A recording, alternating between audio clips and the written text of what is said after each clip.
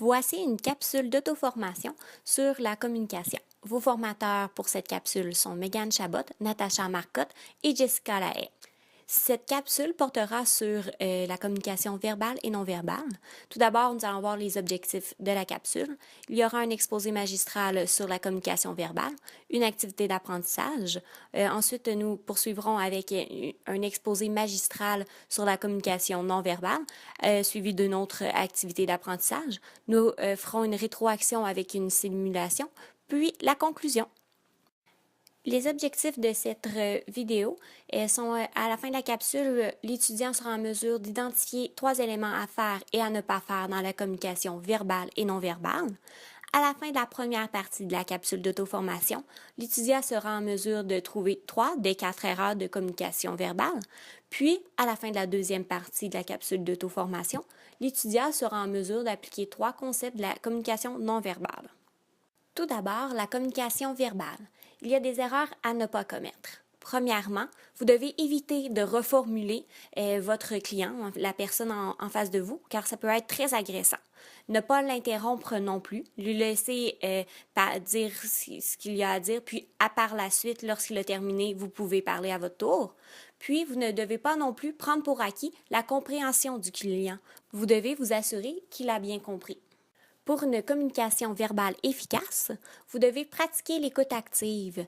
Vous devez démontrer à votre interlocuteur que vous comprenez ce qu'il dit puis que vous êtes attentif. Ensuite, vous devez utiliser un langage positif. Éviter les négations, le non, le ne pas, l'utilisation d'un bon ton et d'un bon rythme de voix. Ne pas parler trop vite ou trop lentement, puis ne pas parler trop fort ni trop bas.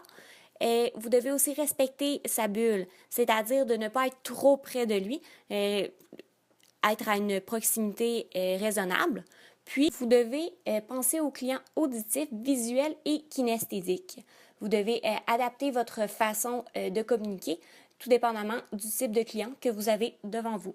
Pour vérifier votre compréhension sur la communication verbale, nous avons un exercice Trouver les erreurs. En fait, dans quelques secondes, vous entendrez un exemple de 4 erreurs de communication à ne pas commettre. Vous devrez être en mesure de noter 3 de ces 4 erreurs. C'est parti. Bonjour, Madame Lahaye, comment allez-vous? Pardon, j'ai pas compris.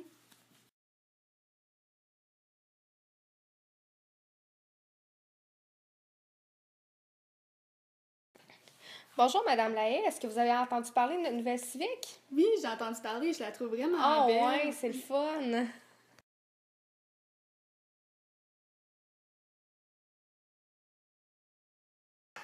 Bonjour, Madame Lahaye, vous avez entendu parler de notre nouvelle civique? Oui, j'en ai entendu parler. Oui, vous en avez entendu parler?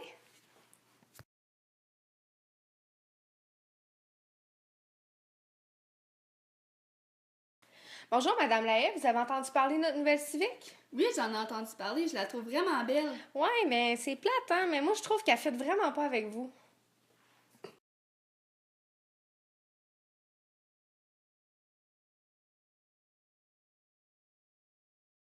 Maintenant, passons à la communication non verbale. Dans la communication non verbale, nous avons un trio gagnant, le sourire, le regard et la poignée de main. Maintenant, la communication non verbale, les erreurs à ne pas commettre. Minimiser l'importance des gestes. Comme on l'a dit plus tôt, vous allez avoir affaire à des clients qui sont visuels, donc les gestes sont importants. Ne pas observer les gestes du client quand on parle. Faire soi-même des gestes de fermeture et avoir une attitude négligente. Par la suite, les principaux gestes à observer et à connaître. La posture. C'est important d'avoir une posture droite. La position de la tête, les bras et les mains. Les bras le long du corps et les mains pas dans les poches. Puis les expressions faciales. Il est important d'avoir une expression faciale neutre. Pour vérifier votre compréhension, nous allons vous poser une question d'examen. Vous devez répondre à la question suivante. Quels sont les 3 éléments importants pour une bonne communication non verbale? Donc le trio gagnant-gagnant.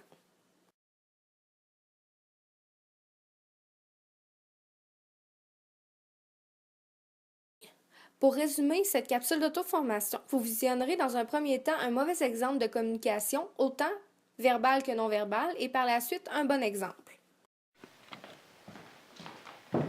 Bonjour, bienvenue chez Gestion Marcotte.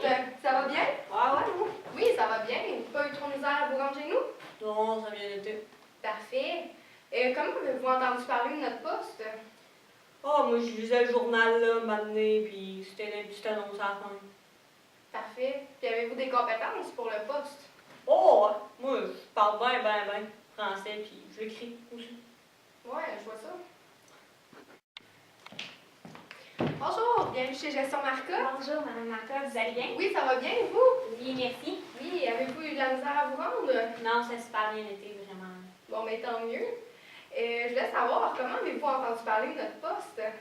J'ai vu le post sur une annonce sur Facebook. Une de mes amies avait partagé, était amie avec votre entreprise. Donc, Parfait. Avez-vous des compétences pour le faire? oui, en fait, moi, j'ai déjà de l'expérience en tant que représentante. J'ai travaillé 2 ans pour la compagnie Nestlé.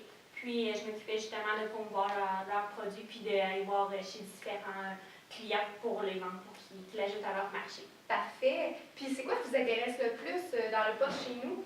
C'est vraiment l'ouverture que vous démontrez. Il y a beaucoup de... On peut monter d'échelons assez facilement. Puis, c'est ça, vous êtes présente pour vos employés. Puis, ça m'intéressait beaucoup. Parfait. Merci d'avoir pris le temps de visionner notre capsule d'auto-formation sur la communication. Nous espérons que les notions apprises vous seront utiles.